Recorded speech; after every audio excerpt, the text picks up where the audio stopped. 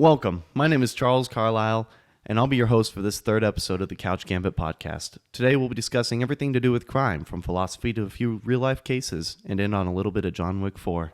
Thank you for joining us. We hope you enjoy.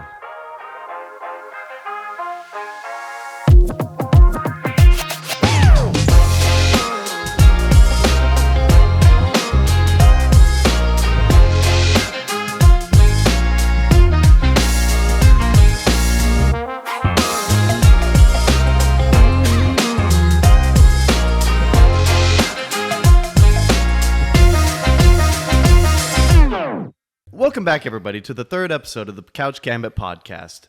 To my right, we've got good old Liam Quay. Boy, howdy, nice to see everyone coming back for a third episode. To my right over here, we have a Mr. Michael Richie Bono. I'm going to go ahead and introduce him. So, Dick.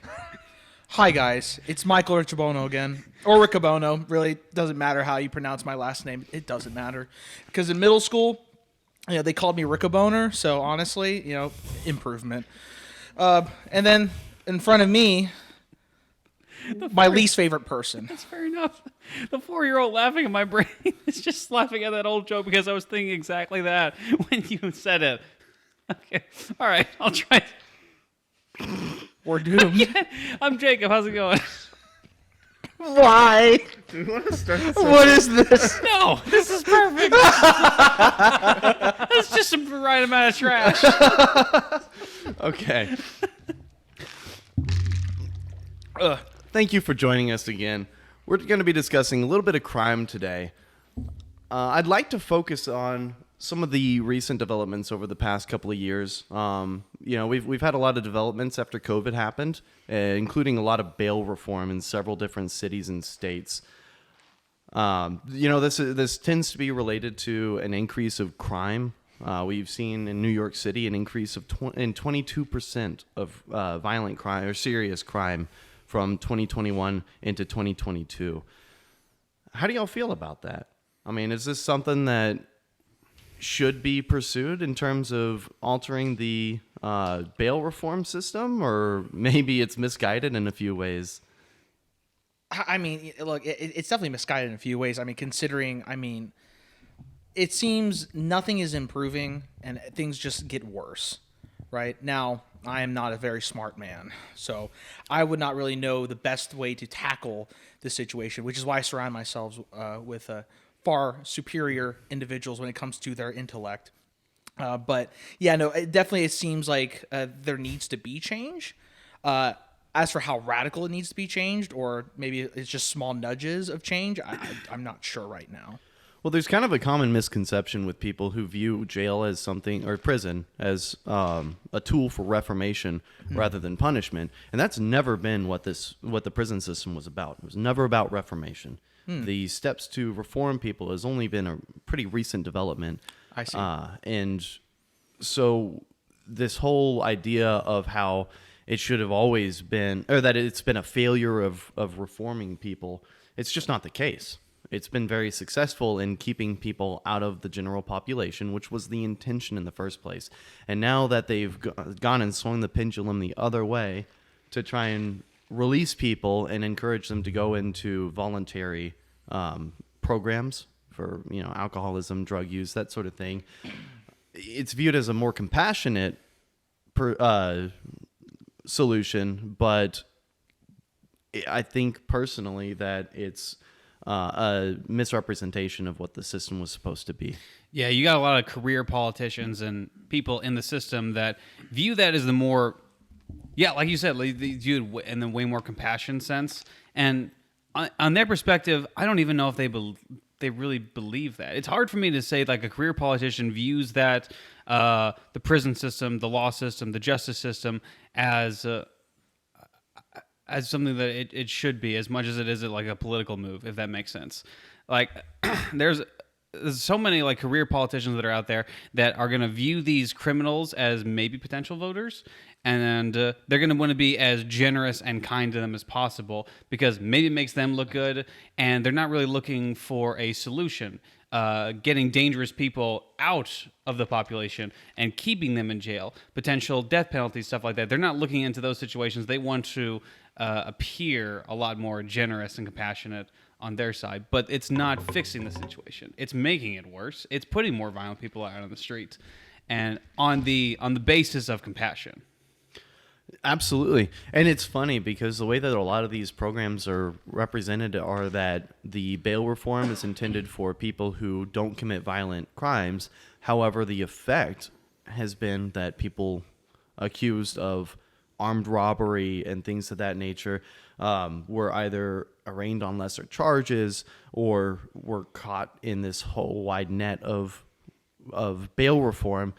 Or COVID reform, whenever people were getting released en masse from jails and were put back on the street and then go to reoffend. We had a case out in Houston of a 20-year-old who was released on personal recognizance. That's where you're released without bail, and you're generally placed under house arrest, or you have an ankle monitor. He was given an ankle monitor, placed under house arrest, violated the conditions of his release 1,043 times. 1,043 times.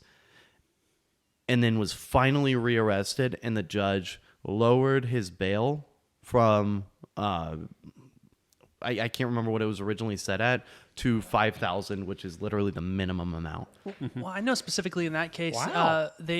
one of the judges involved actually wanted to lower it to 0, Right. but due to state law, there had to be a bare minimum of around $5,000. Did you see this kid's freaking like picture? He looks like Oh, he stabs dude. babies. He looks like a messed up child. And said mind it, you, not he me. was arrested for armed robbery. This wasn't Yeah. a drug crime. This wasn't non-violent. He used a weapon Yeah. in an armory. His Or in a mugshot was, robbery. "I regret nothing." Robbery. The armory.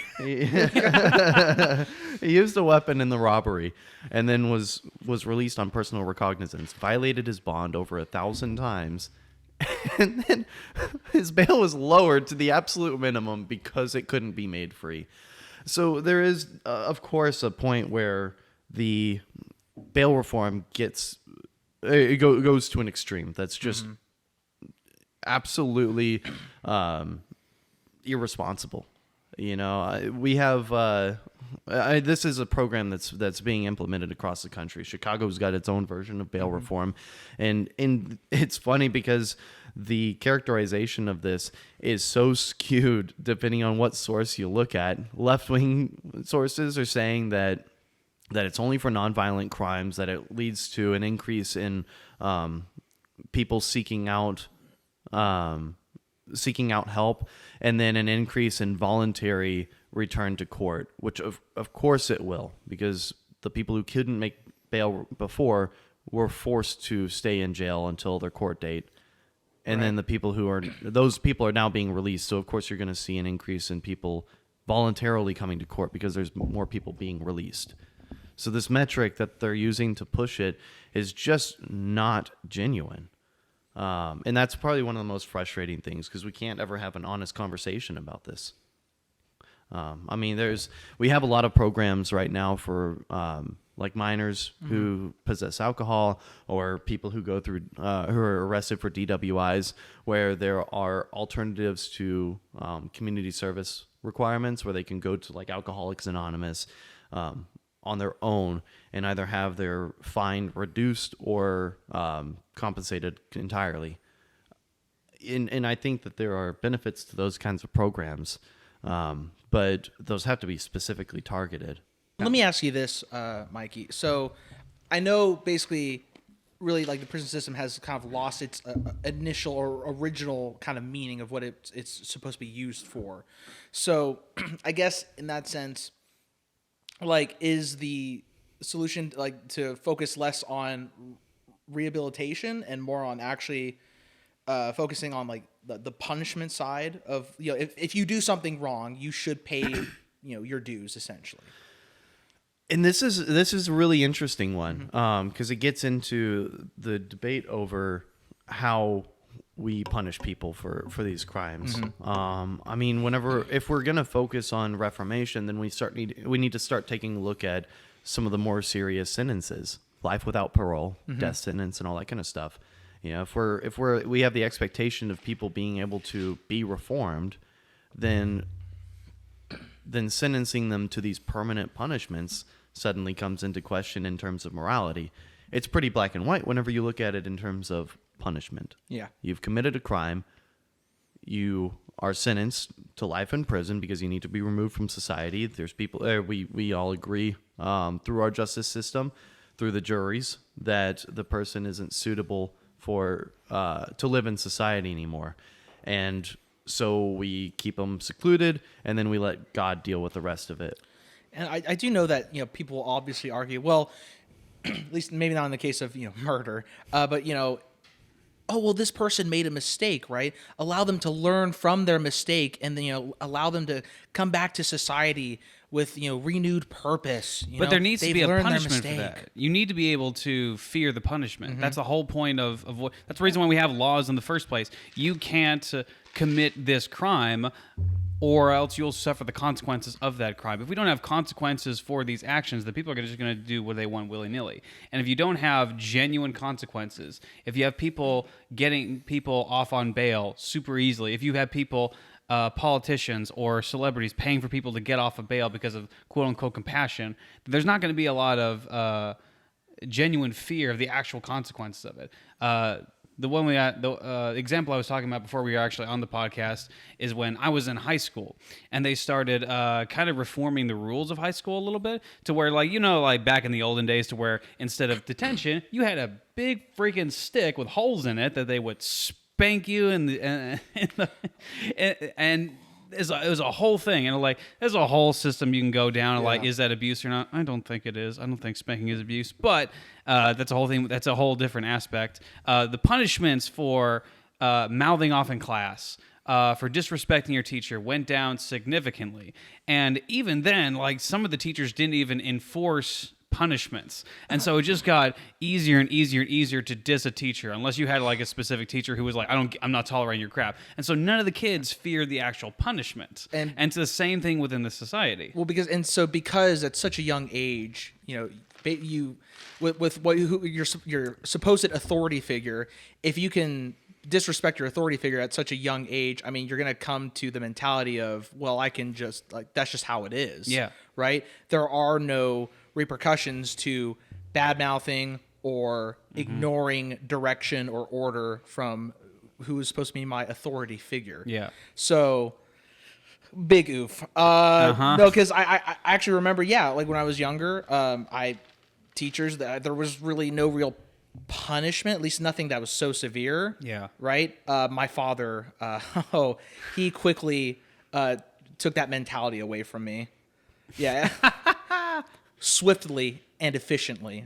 Get into the details. Dude, I got spanked 100%. Did everybody else get spanked in this house? Absolutely. I remember when I was very young. I was kind of a dumb kid, around 5 years old. My mom did the old school parent method of, you get to choose what you're gonna get spanked. Oh my gosh! And I remember in my bedroom, I had a piece of a ceiling fan fell off of my ceiling, and 5-year-old me was like, I choose that, and we went ahead with it. We went forward, and that's what I got. That's what I got my spanking with. Perfect. Dude, like, I apologize. This is a completely different tangent, but I used to absolutely fear my father when it comes to punishment. Now, I love my dad. My dad is a very kind person, but if he had to come home and spank me, I was going to feel it for the next several freaking weeks. Now, if my mom was like, she didn't want to spank me, she didn't, like, I'm tired, you're going to wait for your father, that ruined my whole freaking day.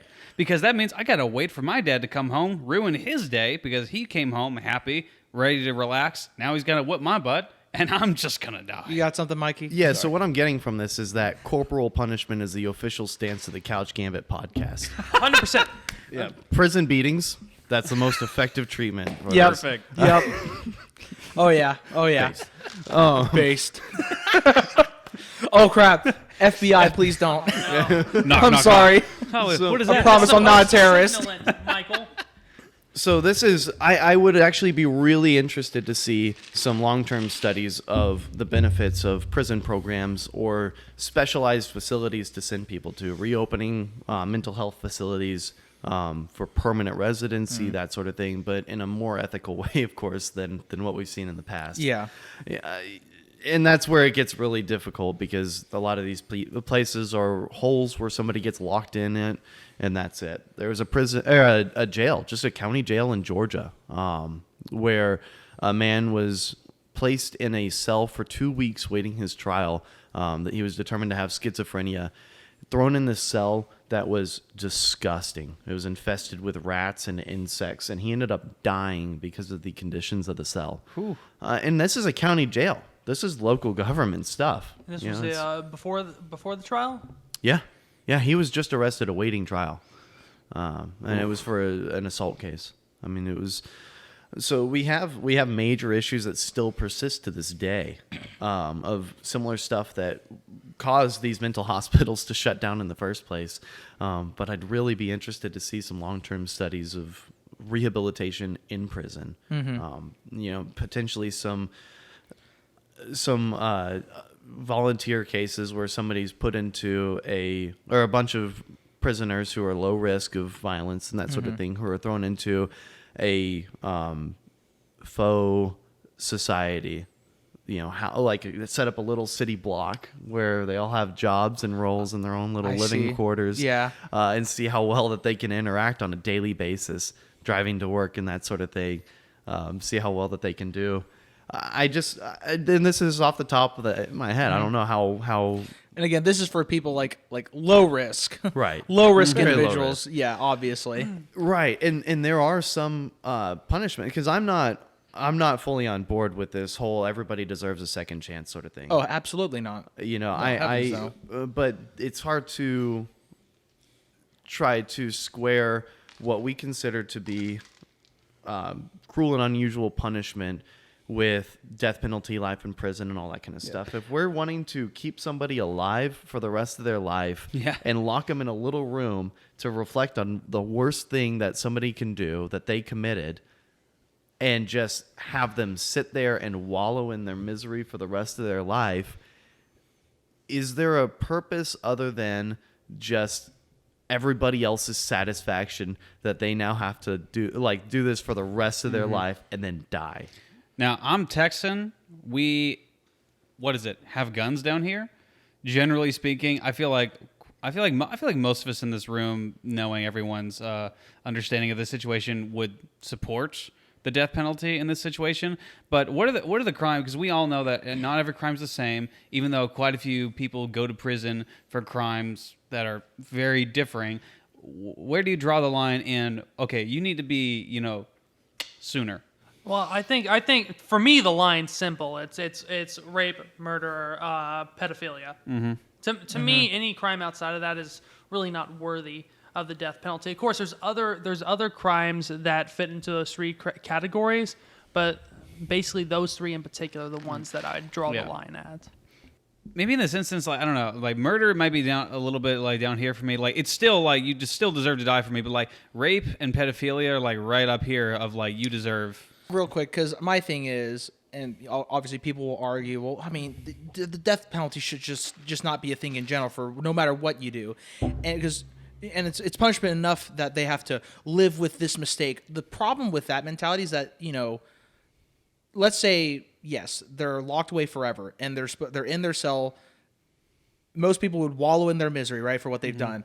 When it comes to someone who's, at least most individuals who are cold enough or inhumane enough to commit murder or these other vile acts that we kind of just talked about, I mean, they're not going to think they did anything wrong. Yeah. And right? Because that's why at the end of the day, this will probably be the darkest thing I ever say. But at the end of the day, at that point, they're not human anymore. It's just a rabid dog that needs to be put down. Some people simply just need killing.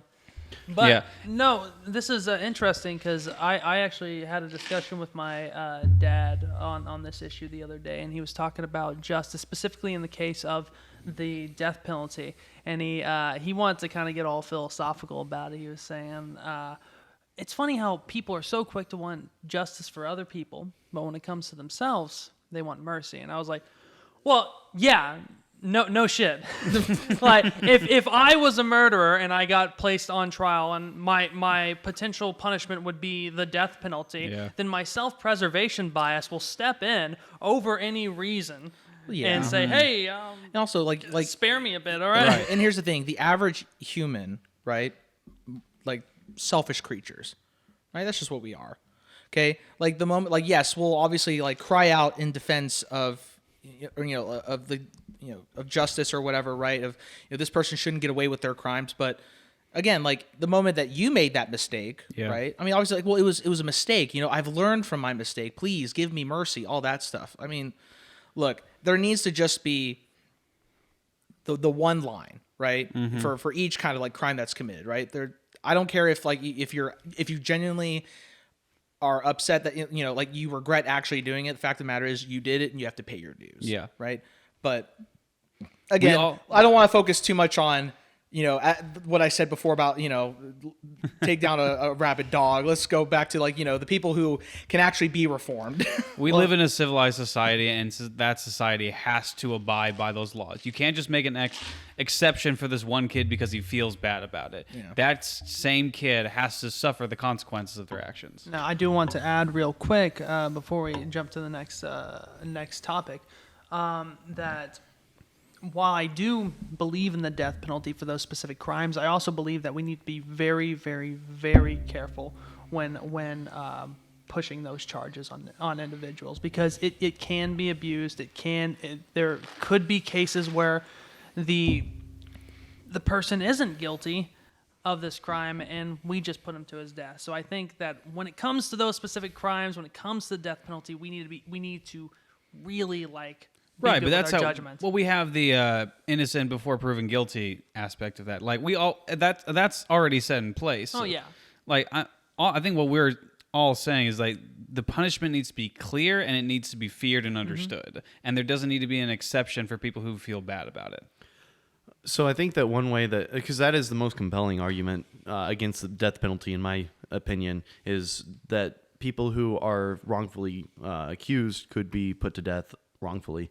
In this day and age, with more video surveillance being more common, I think that you could easily make the argument that death penalty is reserved for hard, concrete evidence of video, audio, that sort of thing. Absolutely. I think that we could start veering more towards reliance on that sort of evidence rather than witness testimony and that sort of thing, because there's people who lie just for and it can be for innocuous reasons, but then it spirals out of control where the lie ends up leading to somebody being put on the sex offender list and that sort of thing.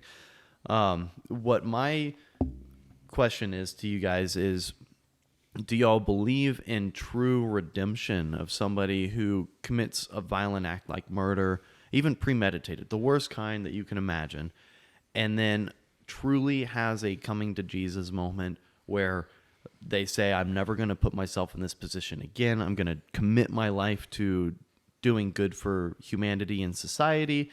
I'd really like the opportunity to get out. Is there room for that? Maybe, but for the most part, I'd say no. I haven't seen any particular examples of it, but I'm sure that there may be one individual out there that went that route. But ultimately, I think once you commit a crime like that, as Michael said earlier, you're no longer human in my eyes. My big thing. So for someone to say, I know I've committed this vile, irredeemable act, right? But I understand that now, and I want to be given a second chance to, right my wrongs or whatever.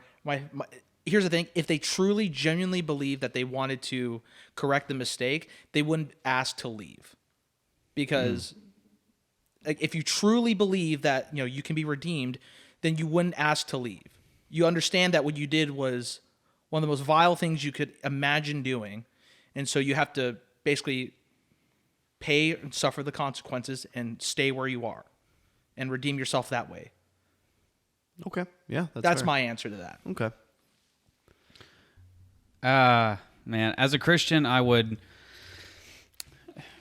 going against my desire to have criminals be put to justice, as a Christian, I do believe in a forgiving God and someone who has forgiven people in the Bible and in real life of horrifically terrible things. I mean, even like, I'll give an example in the Bible, like David, a man who was described a man after God's own heart, put someone on the front line of a war so he would die so he could sleep with his wife. He did some pretty horrendous, terrible things, but even then, he's described in the Bible as a man after God's own heart, and God still loved him. So, in those and God's forgiven people in the Bible over horrendous things. To that aspect, I would say that I would be semi-understanding, but also there's a sense of justice that I feel like needs to be sought after. I was going to say there are parts of the Bible where it justifies putting somebody to death. It doesn't require forgiveness. It requires forgiveness from the individual, but not from society. Is my understanding. Is that right? So is this one of those cases where we acknowledge, yeah, the person's done something wrong, and even if they have, even if they have found true redemption in the soul, they need to settle that with God and not with society? It does need to be with God. I mean, the guy who was crucified next to Jesus, he still suffered the consequences of his actions. He was still a murderer in real life. But even God in that moment, because he believed in God, said, like, you will be with me in eternity. So it was a more settling with God scenario, and you still suffer the consequences of your actions. He was still someone who deserved to die. He was on the cross for a reason, and he just said that he believed that he was the Son of God. So I believe that people can be forgiven, but they still need to suffer the consequences of their actions, if that makes sense. It does, yeah. Okay. That's why, yeah.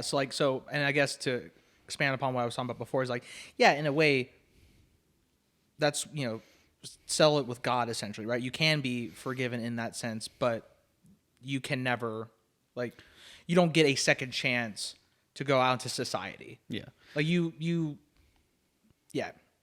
That's really all I'll say. And I apologize. I'm interrupting you. How could you? I know, right? Villain. I'm Fiend, not a good human being. Goblin. I will be gone after this podcast after Hitler. this episode. Agreed.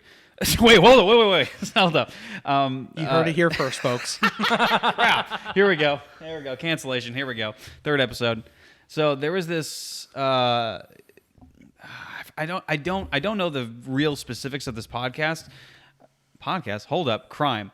There was this chick who had This podcast is a crime. What is going on? This podcast is a crime. Don't watch. Why are you? Don't subscribe. Unsubscribe. 0 subscribers. Don't listen to him. Don't listen to me. I'll be gone after this episode. There was an instance where there was this chick who had murdered this guy's brother, and in that instance, I would wish for this chick, if someone murdered my brother, I would wish for the ultimate punishment on this person. I love my brother. If anyone had put me in that situation, I would wish for the death penalty on this person. I would not be forgiving for this person. Maybe that's a flaw on my part, but I would not want forgiveness for that person. I would want them to suffer. But this person who was in court told this lady that not only do I forgive you, and I hope that you find God, but she asked that, and if ever she gets out, that he will help her, and to give her, and he asked if I could hug his brother's killer, which is amazing forgiveness and restraint. I would not be able to have that myself. I would wish for the death penalty for this person immediately. But I have to acknowledge that is an unbelievable amount of human compassion that I just personally don't possess. I mean, most people don't. I mean, that person sounds like a 1 in a million. So It really does. Yeah. This was the reason that juries were baked into the criminal justice system, was to remove the one person's personal feelings of either forgiveness or violence. Everybody kind of muses over the idea of either somebody gets the life sentence or 10 minutes with the victim's family. I would love that, but I recognize the fact that it's just not sustainable. So, I fully understand what you're saying. Trying to find as much of an unbiased justice system is, in my opinion, the net good, as much as somebody's personal feelings might take over. in that case. Nicholas Cruz was not voted unanimously to be put to death after shooting up Stoneman Douglas High School in Florida. But he was sentenced to life in prison without parole. So, I mean, it's one of those, I guess the hope is that he finds redemption and then dies in peace at the end of his life. Right. Maybe another prisoner takes retribution for the rest of society. We'll see. But, I wanted to start with these higher crimes and move towards some of the more minor ones just to put everything into perspective on it. Oh, I mean, what happens when you get into manslaughter? The Alec Baldwins of the world. I mean, so, where do you draw the line on some of these? Somebody who doesn't have the personal knowledge to know the full effect of what they're doing. Alec Baldwin. So just to put things just to frame things here, he was charged because of negligent discharge. That's where it's a personal misuse of a firearm. Yeah. Accidental is an equipment malfunction. So if the hammer's safety mechanism, where it is supposed to catch, I think 3 times as you draw it back, if one of those catches failed and caused the bullet to fire, that would be an accidental discharge. But if he had his finger on the trigger, which is what the prosecution is claiming, then it would be misuse of a firearm. Yeah. So whenever we're talking about like the Alex Baldwins, he's being charged with involuntary manslaughter. How do you decide on an arbitrary sentence for something like that?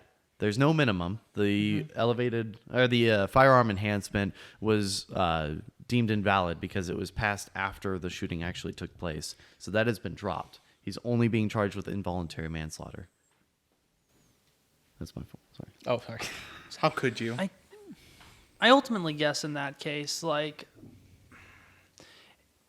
since he was the producer on that film, he does bear the responsibility of making sure that the firearms that he is using on set are safe to use, and he also has the responsibility of not pointing it directly at people. Would I necessarily say that it's worthy of a death sentence or anything? Probably not, because I don't view it as intentional. But I would definitely want to see some kind of justice for that. If anything, the weapons handler bears or should bear a lot of the responsibility to that. And I did see when that case was popular and recent that the weapons handler was shown online like goofing around and clearly not taking things very seriously. So I have to wonder, like, how much of that is her on set, her handling weapons and not taking her job very seriously. Well, and Hannah Gutierrez took a plea deal for that. There were 2 accidental discharges leading up to the Alex Baldwin situation. There was documentation of crew members live firing the gun that was used in the shooting. They were shooting live ammunition on set, or on location. Sorry, not on set, but on location. Playing around with them, doing target practice and all that. That's how live ammo is theorized to have gotten mixed in with the blanks that should have been used. Or I'm sorry, dummy incompetence. rounds, Gotcha. not Okay. blanks. Clearly, yeah. That's oof. So you said there's not a minimum punishment, like what? So is there like an average though, like a rough like median, or I want to say the max is 2 years. so the max is 2? Oh Jesus. Yeah. So yeah, I mean it's, it might be 20. I'm sorry, this is misinformation. It might be 20. I think the max is 20 years, but there's no minimum. The minimum would have been the firearms enhancement, which is 5 years. But without that, it could just be a fine, and then probation. So, it's really difficult. Alec Baldwin has plenty of experience with firearms. He knows what should be safe on set, but at the same time, when you hire somebody to check all this kind of stuff, and you're told to, I mean, the point of the scene was to point the gun at the camera. There was no way to do this safely where somebody's manning the camera that he's pointing it at. So I don't know how you really avoid that. It wasn't supposed to even be loaded with blanks because those shoot projectiles. I mean, I guess the only way you could necessarily avoid that is make sure that at the moment that scene is being recorded, don't have someone sitting directly behind the camera where they can be in front of the gun. That is true. I mean, I don't know why there was someone behind the camera in the first place who's pointing a gun at the camera. Or like, they're usually like a shield of glass, even if they're because I worked on there was a war film that we worked on a while ago, and whenever I was on camera, we were protected by a shield of glass from the bullet casings. Now we weren't firing live rounds on set, but these are like blank guns that actually have bullet cases. We were protected behind the shield of glass when that was happening. So I feel like it sounds to me that this is just incompetence, right? Yeah. Okay. For me, the natural punishment is if you want to put him away for X amount of years, sure, right? I really don't know what that's up to jury, judge, whatever. However, they should never be in their field again. Ever. Because, like, especially for something where in this kind of scenario, like, it happened once. I don't even want to even think about it ever happening again. Yeah. What I have the biggest issue with is that he is refusing to take any responsibility for his actions. So should never take part in anything ever again. Have you seen that bullcrap interview that he did where he was like mustering up? Maybe he was crying, maybe he is, but my goodness, he didn't even feel like he didn't even look like he was sorry for it. He felt like he was sorry that it's like a little kid getting caught for stealing the cookies. Like, he's sorry he got caught. He's sorry that he's in the situation, but not really sorry that there's a person who's dead. And that's the thing. Like, you have the right to not self-incriminate. However, you still have a responsibility that if you are guilty, you don't go around lying about the facts of the case. It doesn't protect you from trying to avoid every bit of responsibility that you can. And I understand he can't just say, I'm sorry that I shot Helena. He can't do that for legal reasons, for optics reasons. A jury is more likely to convict him for that. However, you also don't need to go around saying that it was entirely not his fault. He didn't pull the trigger. He could just shut up. Yeah. That's what the right protects you for, is to shut up and stop talking. So if he is found guilty, I support a higher punishment than what he would have gotten if he had just shut up. Because he is in the public eye. He is a celebrity. And it seems that a lot in those cases, if you are a celebrity or someone to power, then you have a lot of sway in your sentencing and what kind of punishment that you're going to get. I'm sorry. Were you talking? No. Well, I was yawning. Don't talk. This is a podcast. Don't talk. Fuck you. Anyways, please continue your fucking point. Holy shit. What the fuck? Why are we attacking me? I'm about to commit a crime right now. On camera. Worthy of the death sentence. Worthy of the death sentence. That's right. Put me down like the rabid dog I am. Premeditation. So, another one that just gets, like I said, I want to get lower and lower on this. We had the case. Sorry, I need to. I'll never forgive you. We had the case. Sorry, I wanted to make sure I got all this right. Kim Potter, back in April of 2021, she shot Dante Wright. Kim Potter was a police officer with the Minneapolis Police Department. She had pulled over, her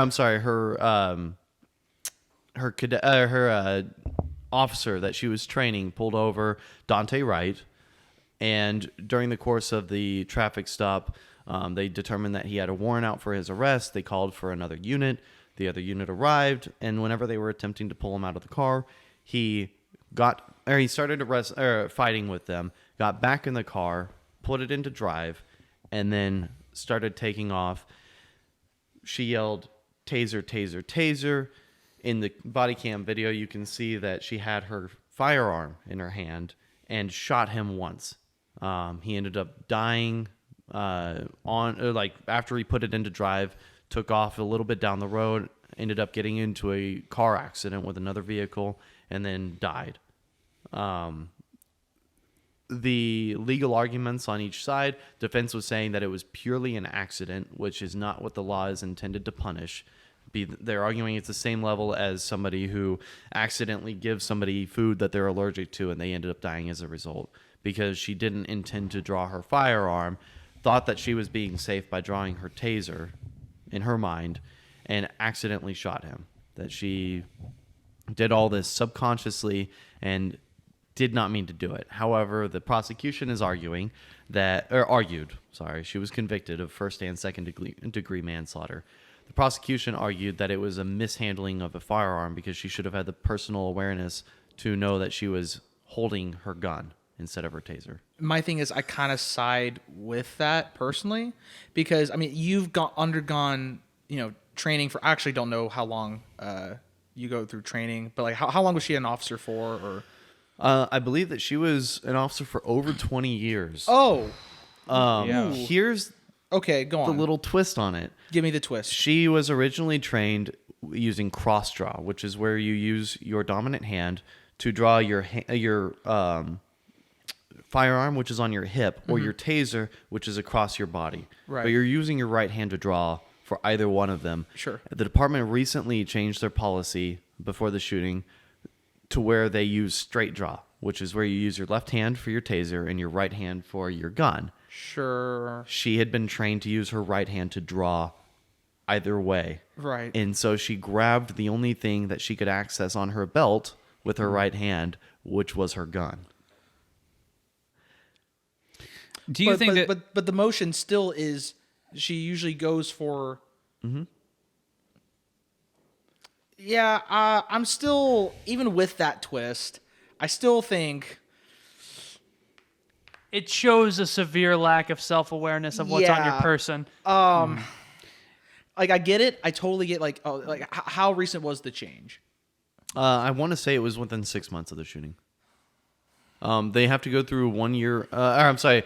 I don't know what Minneapolis's training requirements are for this. I believe that she was up to date on all of her trainings.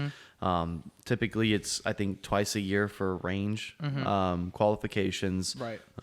That sort of thing. And during or on the range, you have to draw fire. Yeah. So, on one hand, it's like 20 years, serving faithfully, all that stuff. One mistake, but at the same time, that's a big ouchie mistake. mm-hmm. It is a big mistake. That's a big ouchie right there. And the difficult thing with this is that she probably would have been justified in actually shooting him if she had meant to shoot him. Because she yelled taser, taser, taser, it indicated that there wasn't an imminent risk to life or serious bodily injury of anybody in there, because that would warrant use of deadly force. What was his warrant for? Like, for his arrest? I can't remember. I don't think they can actually even see what the warrant is for. Mm-hmm. They can just see where the warrant is. Gotcha. Where it's for. I mean, either way, like, the guy shouldn't have ran. Right. Obviously, but this is kind of a tricky one, because on one hand, I am usually the type of person where, like, well, you made a big ouchie mistake, you need to pay for it. But at the same time, it's like there was a warrant out for his arrest, and I kind of like see where you're coming from. Also, where, like, if she had just not shouted taser, taser, and just meant to shoot him, probably would have been fine. But like. I think we all know that there's a huge difference between the perpetrator or the suspect doing a humongous goof on the scene. Yeah. Like, if you're getting pulled over and if you're being resistant to the cop or whatever, or if you're just unnecessarily being forceful to this person has the authority to take you down, to arrest you, and if there is a fear for their life, they can shoot you. I feel like that's an understanding above most people. If it's not, then that's stupid. Yeah. But this is a completely different situation where it's also a little bit incompetence in that scenario, because you did do 20 years, there was a change, but you were also aware of the change for a certain amount of time. And it was, and I completely understand, it was a very split-second decision, and people mess up, people make mistakes, I completely understand that, but it's also a cop. I feel like in these areas, they should be held to a standard of certain amount of competence. Well, and this is actually one thing where I feel it's almost compassionate to put somebody. She was sentenced for 2 years in prison. To me, it's almost compassionate to put somebody in a stable environment where they can self-reflect on a horrible misdeed. She obviously had remorse for this, and to be able to put them in a stable environment where they can get focused help and process it without having the day-to-day responsibilities to go through work and all that sort of thing, to just reflect, come to terms with what happened, and then re-enter society. You paid your debt to society, and just try and reintegrate as best you can. Because you didn't kill somebody. That's gonna mess So, you up a little. and here's my thing. Absolutely. Here's my thing. I actually don't disagree with like maybe the amount of time she was sentenced for. Yeah. My big thing is, I don't know how I would. Do you allow her to remain in the force afterwards, or do you like that's because I know some people be like, well, she made one mistake throughout her 20 years, right? But of course, like my stance is like. It wasn't just a small mistake. This was a big mistake. Yeah. And Yeah, I am with it. Like, you did your time, right? You've reflected on your mistake. But fact of the matter is, this is, as I said before, big ouchie mistake. I don't think there's a way of coming. I'm sorry. It ultimately actually may be better for her not to be put in that position again, so that she doesn't have the opportunity to make that mistake again. So I actually have a question. So let's say, so she wouldn't be allowed to be in the force any longer, right? But like, would she still be able to take a like job into like law or something? I have no idea how that would work. No, I mean I think So she had to be a first-degree McDonald's employee? I believe that it was a felony that she was convicted of, so she wouldn't be able to possess a firearm. Okay. So that just So flat yeah, so out she eliminates never her have from a the firearm ability any to- longer. Pretty much But disqualifies like, would she any be chance. able to be like, let's say, like dispatch, or would she be able to like still work with like law enforcement in some capacity if she wanted to? Depending on the state, some states prohibit any felons from working for the government. I see. Texas is not one of those states. So, I mean, they do perform background checks. I think anybody that has to go into a secured area of government, a courthouse, a police department, something like that, would be prohibited if they are a felon. Was she limited, or like is she not allowed to carry a gun anymore because of the situation? She would have to get approval from a judge. To do that, and to vote and all that kind of stuff. Okay. So it's, I mean, there's long lasting effects of this. And this is a really difficult one. Again, I do agree with the prison time for it. If it had been any other person that did the same exact sort of thing where they intended to draw another kind of a weapon and ended up shooting somebody over it, it would be a serious issue that would be punished to the extent that I think that she was. Yeah. Another one, and I apologize that I didn't link it, but it's still in. How could you? It wasn't one that I really intended to bring up because it hasn't even gone to trial yet. Was a police officer who was tracing a suspect. They went up to the house, to the apartment. He jumps from the balcony down onto the ground, runs, ends up hiding in the little, like, you know how those apartment complexes have those little like coves where you go into it to access front doors and all that kind of stuff. Yeah. Like it's just like a little like Yes. entranceway area. He hid around the corner of one of those, and as the officer was chasing, he's like, "I give up," but steps out just as the officer is coming around the corner as well. The officer gets so surprised that he accidentally shoots the guy, hits an artery, and he dies. He's surprised. Yeah, I mean, this is.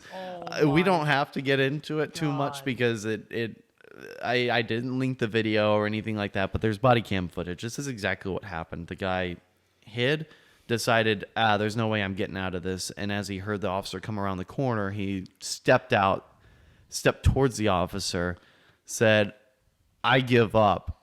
And in the surprise, the You said officer he had his shot hands him. up? He did. He actually did have his, Oh, it was wow. hands up, don't shoot. The only time that's ever happened. But The only time in history. But yeah, I mean, that's way closer to an accidental shooting Yeah. than the Kim Potter situation. You know, in my opinion. you know who wouldn't make that mistake though? John Wick. Oh my Here we go. What a glorious The man, the transition. myth, the legend. Keanu Woe Reeves. Oh my god! But no, but back to what you were saying real quick. Yeah, no, that's fucked. Well, so okay, how like close? Okay, you said he was startled, right? Oh yeah. So was it like It was literally point blank range. okay, like this kind of close, or maybe kind of? It was the difference of the guy having his hands up and grabbing the officer. I mean, it was literally like that okay. close. I mean, I can't really. Yeah, I can't.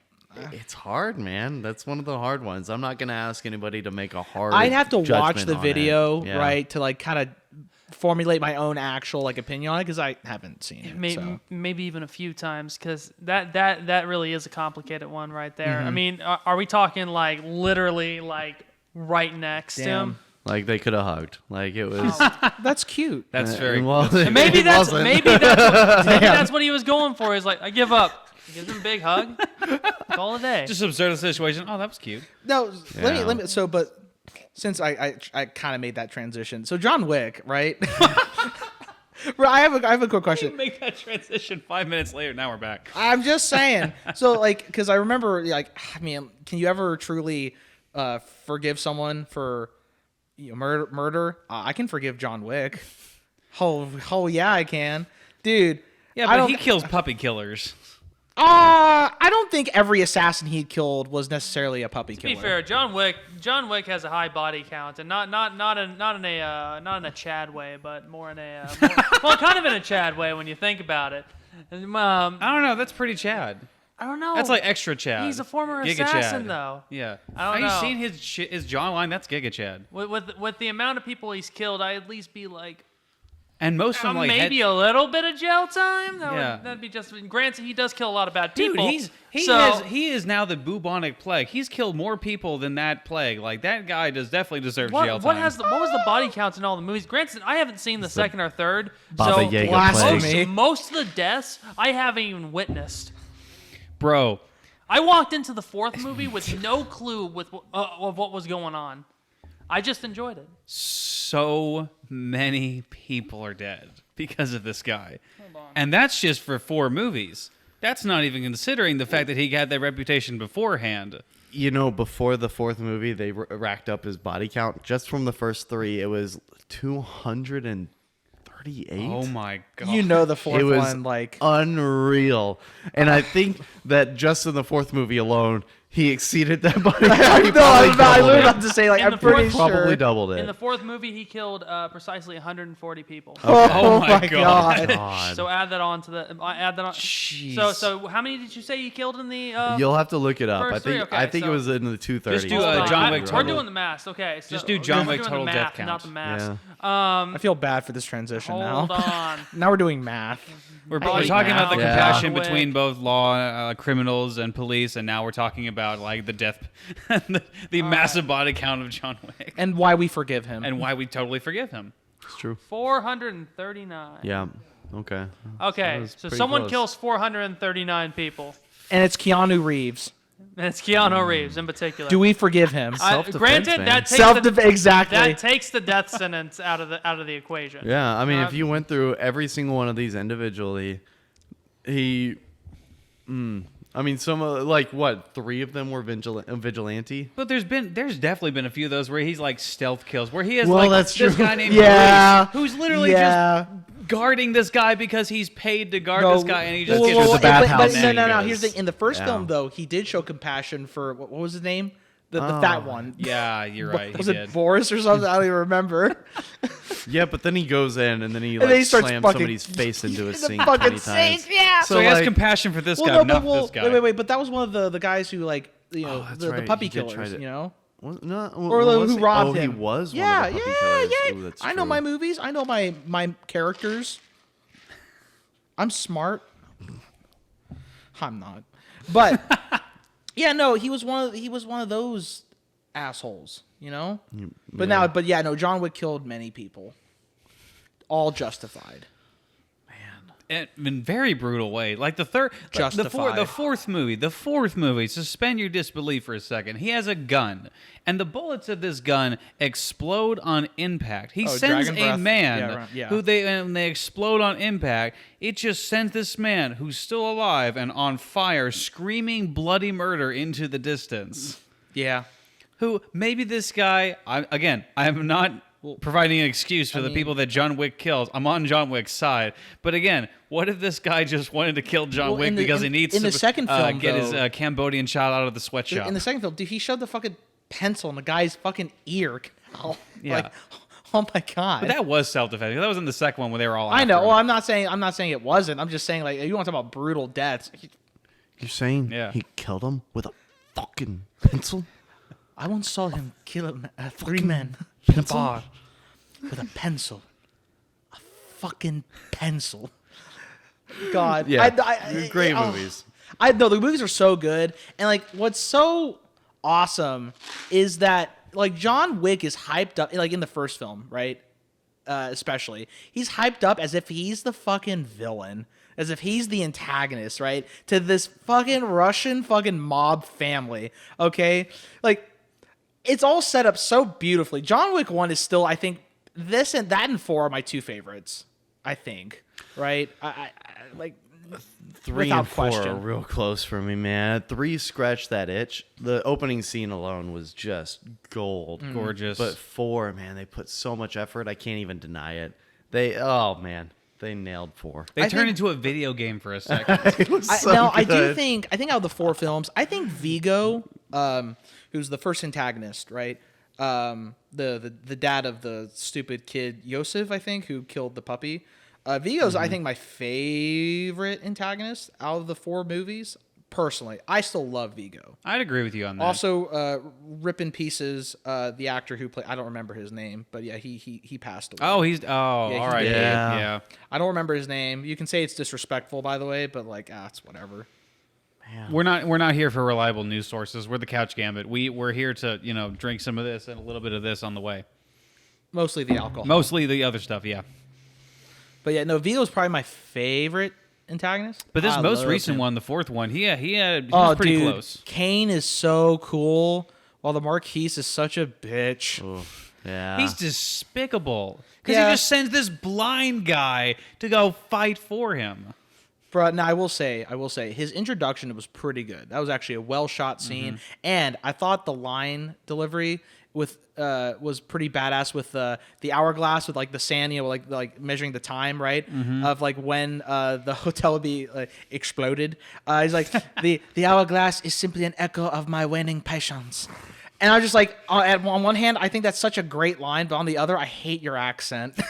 The accent was rough, man. The It was- moment he started speaking, it's like, oh, this guy's a bitch. I know, yeah. It was just, oh my god, it's like my winning passions. I was like, oh god. Genuinely beautiful movies, and that is a wonderful example of like execution done right in movies. And Yes. there's a bunch of movies that have come and gone over the past few years. Top Gun Maverick, I think, is one of them. Mad Max Fury Really Road is good. definitely one of them. Yes, And yes. then the John Wick movies are definitely one of them, where they're not out here to sell you a message. They're not out here to promote whatever. They are just here to do what they need to do to the best possible standard. Just And- telling a story. yeah, you know? just like They're tell a made- story. But even then, like John 4 isn't even necessarily the most story-driven movie. It's just there to spectacle, and the spectacle is beautiful. It's pretty much just for fun, and I really do need to watch 2 and 3 again.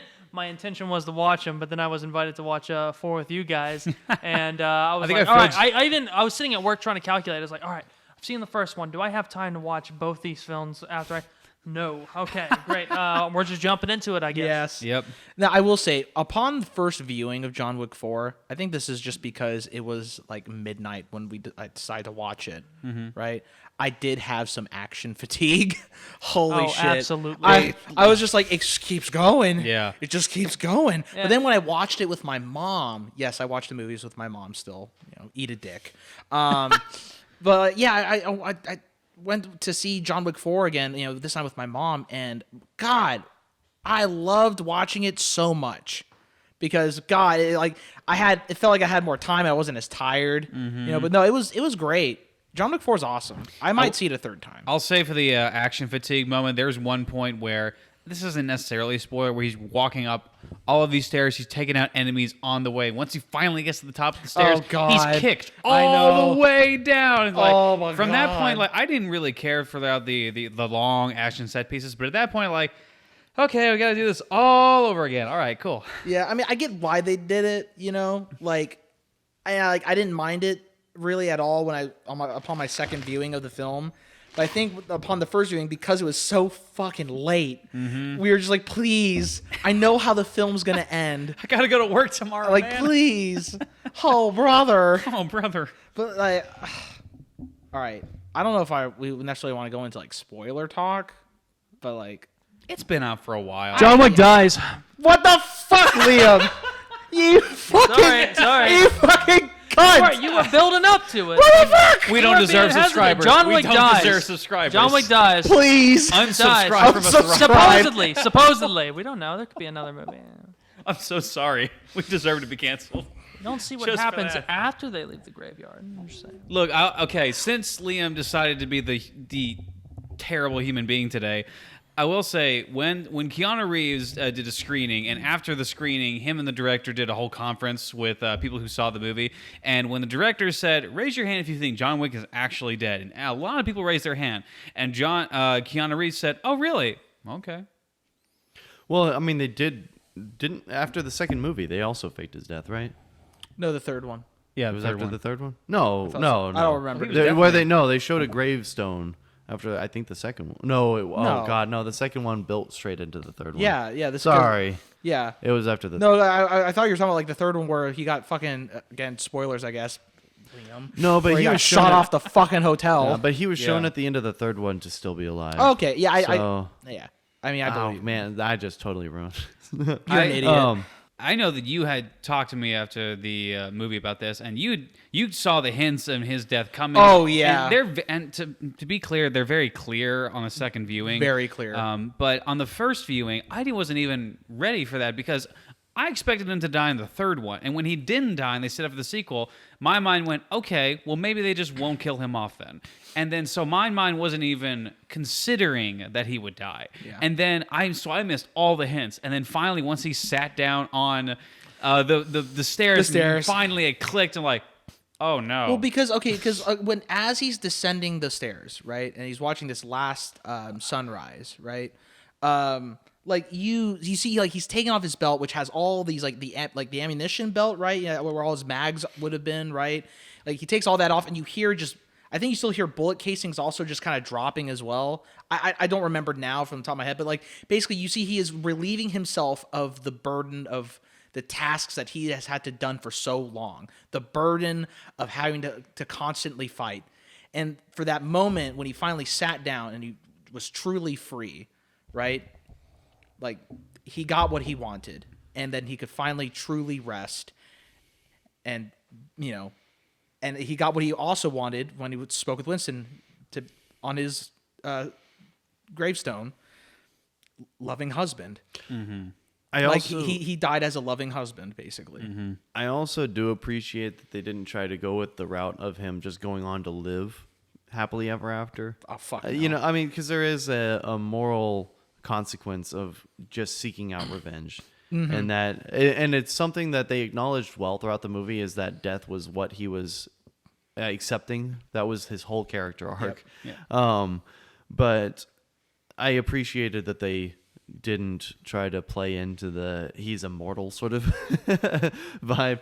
Like, no, he's a very real person who eventually finally accepted death. And even though he didn't take down the high table, which was his stated goal in it, he still was able to find peace. But also, this was all a result of him wanting to seek revenge. Yep. There's a line in the movie Road to Perdition, which is a wonderful movie directed by Sam Mendes, starring Tom Hanks, where there's this gang, this high member of this gang that is played by Tom Hanks, who's taking his son and trying to avoid these gang members and trying to get to a safe space. And he's talking to one of the other gang members, and they're talking about how damned they are for the actions that they've done. And he says, "Yep, We are, but my son isn't, and he could live a normal life, or he can live past this, or he can get over this and be better than I am. So to go back to John Wick for a second, that's kind of what his character is. He understands that he has lived a life full of murder and sin and stuff like that, but he's trying to make right what he can before he goes out, if that makes sense. And that's kind of what Tom Hanks' character is doing in Road to Perdition, which, by the way, highly recommend. I think that's what John Wick is doing. He's trying to get revenge, but also trying to put right what he can before he dies. I don't know that he was trying to put anything right. I'm really trying to think of. He wasn't doing anything for the Well, greater taking down good. the high table, like I can't imagine that's the most moral standard of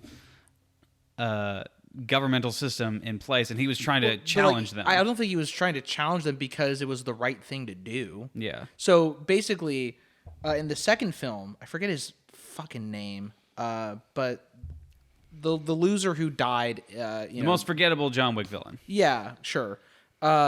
Yeah, I can't remember his name. But yeah, the guy who basically he was just like, oh, a man could live here for a very long time, and then gets fucking shot in the head or whatever. Yeah. Yeah. Like John Wick, like he did that because he wanted revenge, because he literally incinerated John Wick's house, the memories that he had of his wife. Literally, like a picture of him and his wife burned to ash. Yeah. Okay?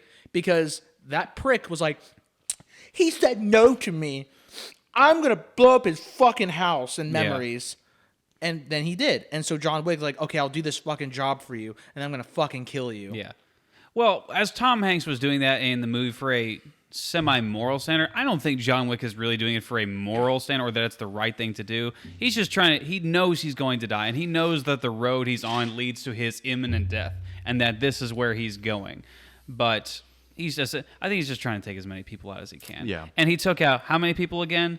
439? 439 people. God. And that was just the ones that we knew. Right? Oh, dude. That's in the film. He was an assassin prior to the first film, And so he's probably killed. If you think way about more. it, this is like old man Wick, right? Like, what was he Yeah. like in his prime? Like physical prime. Well, that's something that they referenced all the time throughout Yes. these movies, Well- of him losing his touch and him getting old. No, literally, because like in the third film, it was like those twins that were fighting John Wick. Yeah, he's just Yeah. like, hey, he's gotten old or whatever. He's slow. And then John's like, he takes off his fucking belt, and I'm like, oh, he's a father about to whip his children. I'm about to give you the bells. People Oh, in the it's good audience who were stuff. Spain got flashbacks. I know I did.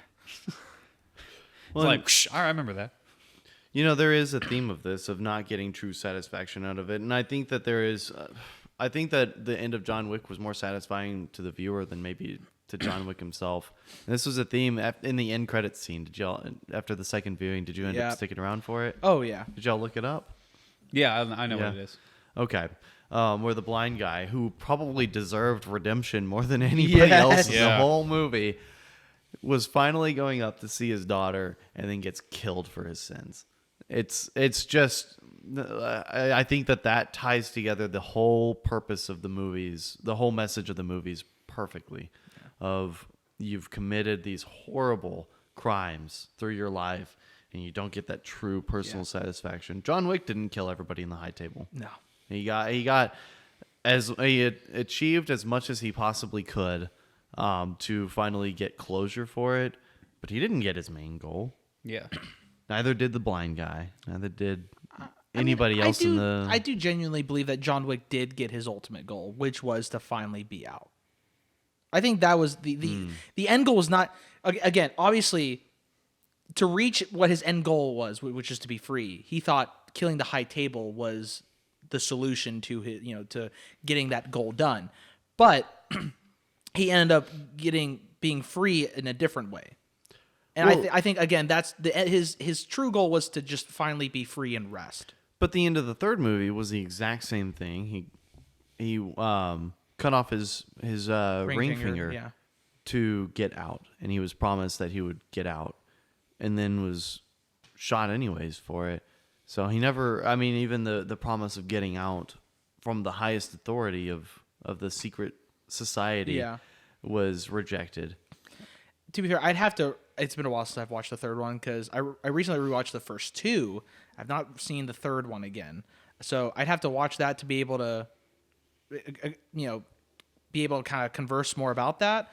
But I don't know. I still stand by. I mean, his end goal was just to be free, not necessarily. Yes, killing every member of the High Table would probably have led to freedom, but it's not that his end goal was to kill the High Table. His end goal was just to finally find rest. That's right. But even then, they would be replaced. Because every member of the High Table was replaced. They were said that in the beginning of the fourth movie, when the guy who John was about to kill says, "It doesn't matter if you kill me, I'm going to be replaced anyway." And John Wick, of course, kills him because screw you, he's John Wick, he's going to kill you. Yeah. But that was an ultimately futile goal, was to kill every member of the High Table. And maybe you're right in that aspect. It's probably better for John Wick to seek freedom, real freedom, rather than just kill every member of the High Table, because it's not going to work out. And Winston even in the fourth film referenced the fact that that this is that the High Table is equivalent is a Hydra's with heads that grow back faster than he can take them out. Yeah. That's fair. So because that's really what the High Table is, what just the whole organization is, just a Hydra that will just continuously just grow, no matter how many heads you remove. So Similar to this podcast. I was going to say, okay, so John Wick, true redemption, still died. Still deserved it. Just to tie everything together. Yeah, fucking based. Thank you very much for joining us on this third episode of the Couch Gambit podcast. We hope you enjoyed your stay with us, and we'll see you again next time.